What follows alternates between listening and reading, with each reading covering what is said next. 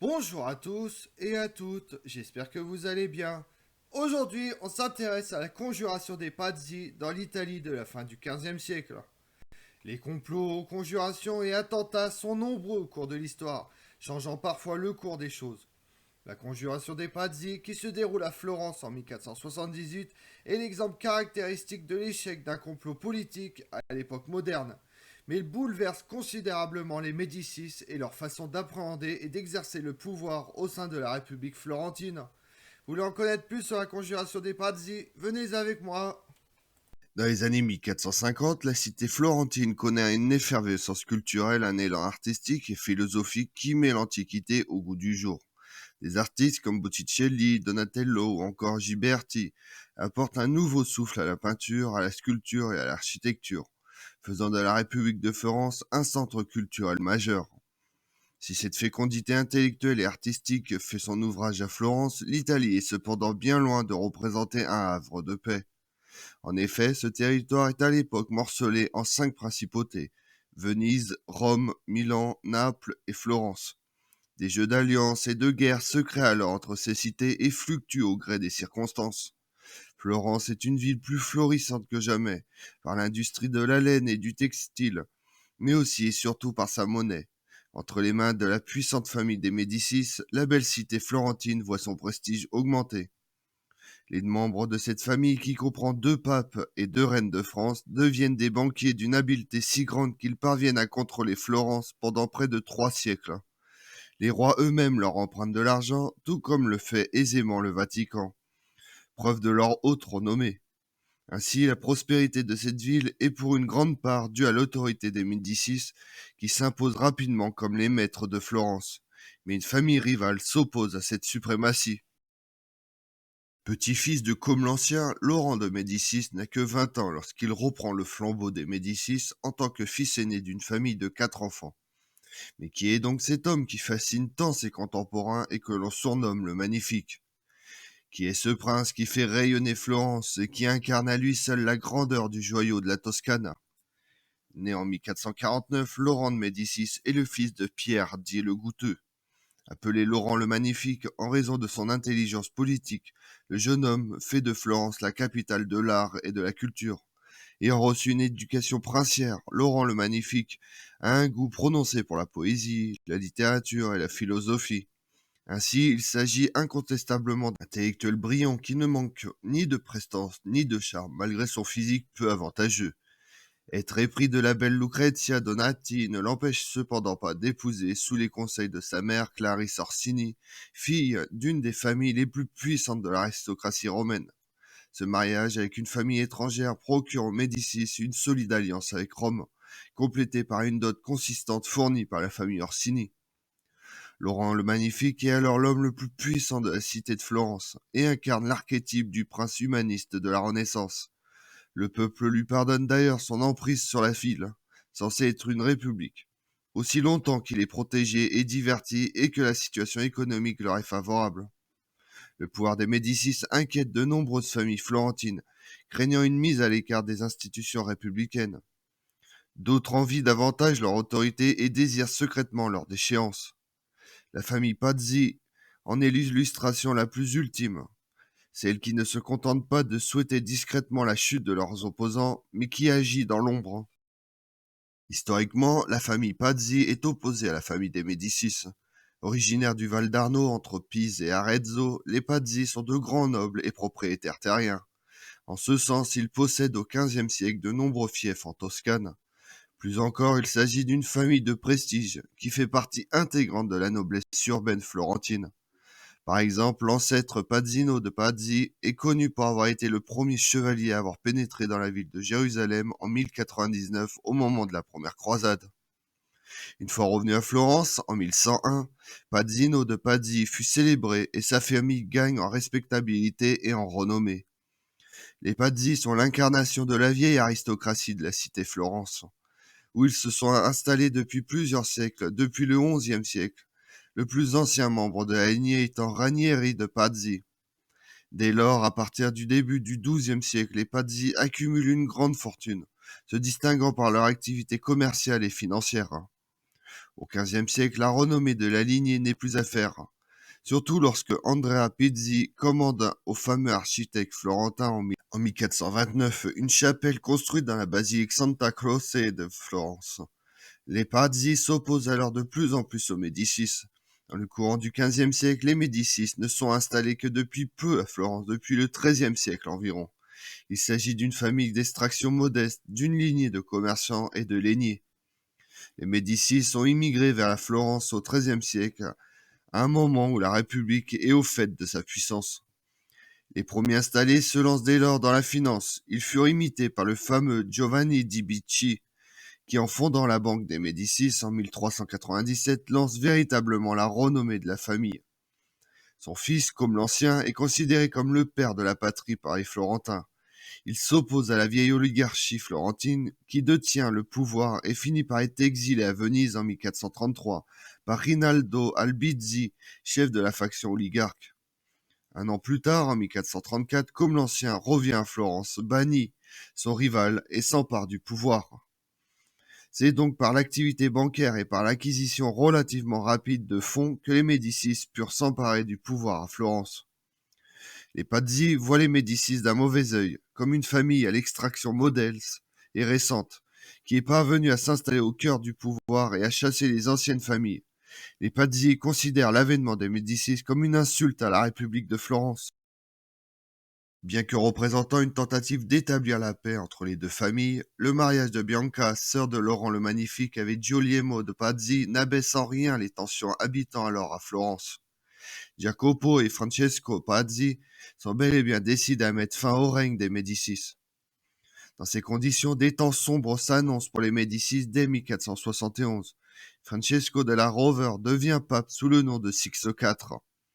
Avec la complicité de son neveu Girolamo Riaro, il projette de s'emparer de la cité florentine en éliminant Laurent le Magnifique et son frère Julien de Médicis, de 4 ans son cadet.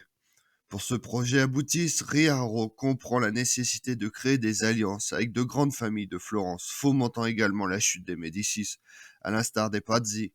Selon leur plan, l'assassinat des frères Médicis doit être suivi de l'arrivée d'une armée prête à s'emparer des lieux clés de la frontière de Florence, Todi, la Città di Castello, Imola et les alentours de Pérouse.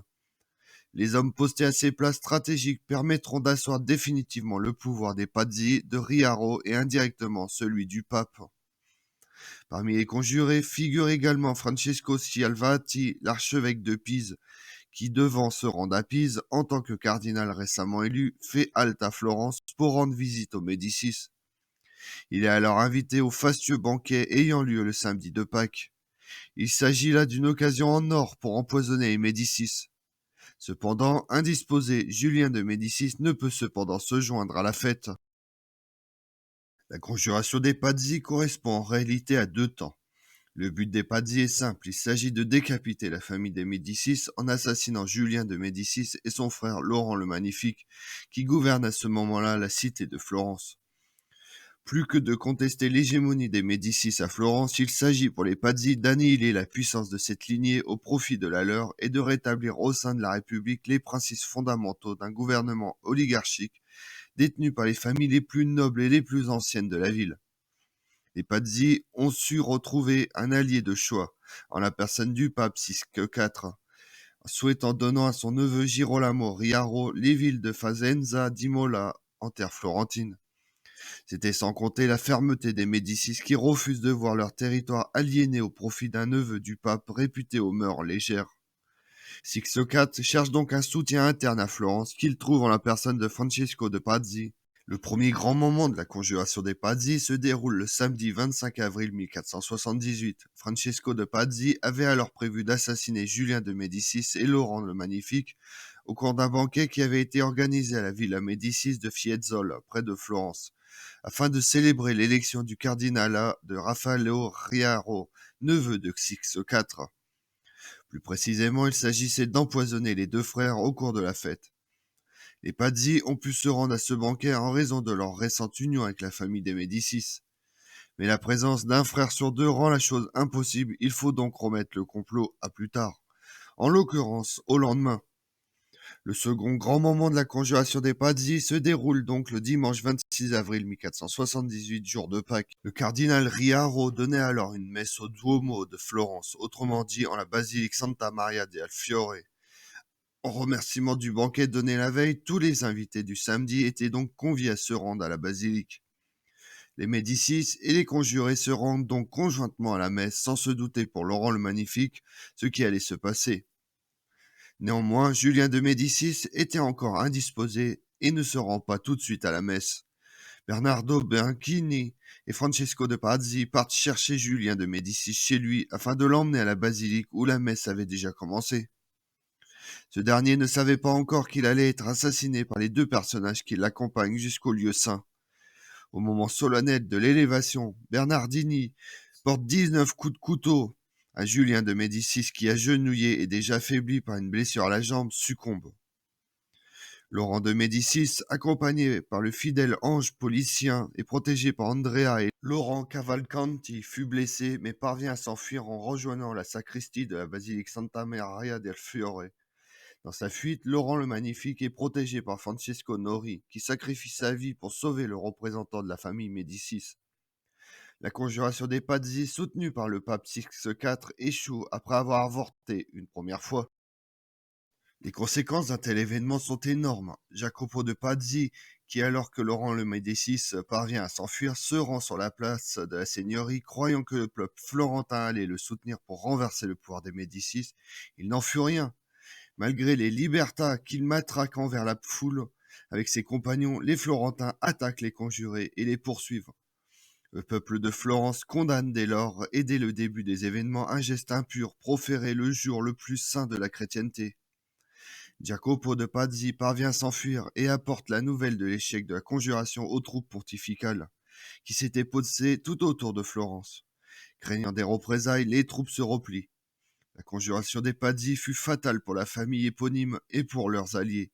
Une fois Laurent le Magnifique parvenu en lieu sûr et assuré du soutien de son peuple face à l'horreur de son complot, une véritable chasse à l'homme contre les Pazzi fut organisée dans Florence. Francesco de Pazzi, le cerveau de la conjuration, fut pendu, nu, à une fenêtre du Palazzo Vecchio de Florence, le centre politique et névralgique de la cité. Jacopo de Pazzi fut retrouvé quelques jours plus tard et assassiné, son corps étant jeté dans l'Arno, le fleuve parcourant la ville de Florence.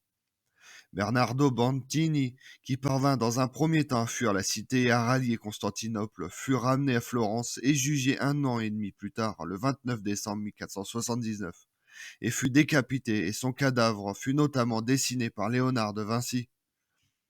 Laurent le Magnifique, furieux, ne fait absolument rien pour calmer son peuple. Tous les membres de la famille Pazzi furent arrêtés, voire exilés, et leurs biens furent confisqués par la République de Florence. On leur a interdit également de faire figurer leur nom sur les actes officiels.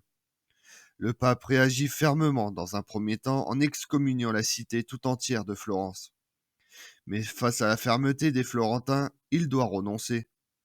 Laurent le Magnifique, pour sa part, bénéficie dès lors d'un prestige et d'une renommée accrue, ce qui lui permet de renforcer considérablement son pouvoir au sein de la République de Florence.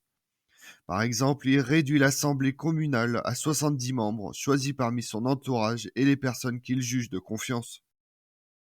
Et pendant ce temps-là, dans le monde, en mai 1478, l'archiduc Maximilien de Habsbourg contient l'avancée française, repoussant notamment une attaque française sur Donarte et Ypres. Le 1er novembre 1478, par la bulle Ixic Sainere Devotionis, le pape Sixte IV concède au roi catholique la création de la Sainte Inquisition espagnole. Comme on l'a vu, le dimanche 26 avril 1478, à Florence, une conjuration produit pendant la messe dans la cathédrale de Florence.